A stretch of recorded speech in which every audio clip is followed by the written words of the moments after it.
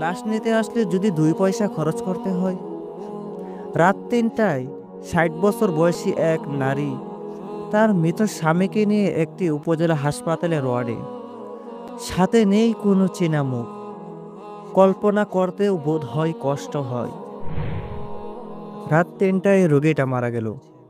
বয়স প্রায় 80 হবে। সাথে শুধু তার স্ত্রী। জিজ্ঞাসা করলাম, বাড়িতে খবর দিয়েছেন? রোগী তো সন্ধ্যা থেকেই খারাপ ছিল। আচ্ছা, কেউ আসেনি? এরপর এক নিষ্ঠুর বাস্তবতার মুখোমুখি হলাম, যার জন্য আমি মোটেও প্রস্তুত ছিলাম না।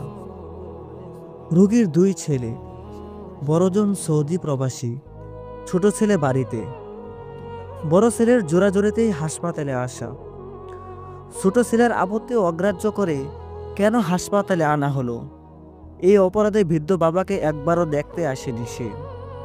উল্টো তাকে বাবার খারাপ অবস্থা জানানো হলে তার ভাষ্য ছিল, আমি তো হাসপাতালে নিতে বলি নাই, সৌদি থেকে আইসা বাবারে দেখা যাইতে কও। জিজ্ঞাসা করলাম, আত্মীয় স্বজন? জানালো, কেউ আসবে না। যখন তাদের প্রয়োজন ছিল তখন এসেছে। এখন লাশ নিতে আসলে যদি 2 পয়সা খরচ করতে হয়। রাত 3টায় 60 বছর বয়সী এক নারী তার মৃত স্বামীকে নিয়ে একটি উপজেলা হাসপাতালের ওয়ার্ডে। সাথে নেই কোনো চেনা মুখ। কল্পনা করতেও বোধ হয় কষ্ট হয়। আমাকে জিজ্ঞাসা করলেন, কয়টা বাজে? আজান দিতে আর কতক্ষণ? আমি বললাম, বেশিক্ষণ না, 2-2.5 ঘন্টা। ভদ্রমহিলা আমার হাত ধরে ফেললেন। আমারে হাসপাতাল থেকে বাইর করে দিয়েন না, সকাল হলেই বেন নিয়ে চইলা যামু।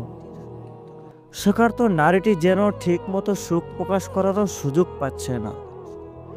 একবার লাশের কাপড় ঠিক করছে, কিছুক্ষণ দোয়া পড়ছে, কিছুক্ষণ আস্তে আস্তে কান্না করছে।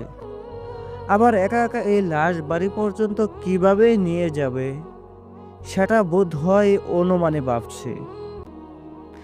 আমি শুধু তার মাথায় হাত রেখে আস্তে আস্তে করে বলতে পারলাম, থাকেন, কোনো সমস্যা নেই। ওয়ার্ড থেকে বের হয়ে প্রায় 80 বছর বৃদ্ধার দিকে তাকিয়ে ভাবতে লাগলাম, জীবন ঠিক কতটা নিষ্ঠুর হতে পারে। শেষ পরিণতি হিসেবে মৃত্যুর পর লাশটা নেওয়ার মানুষটাও নেই।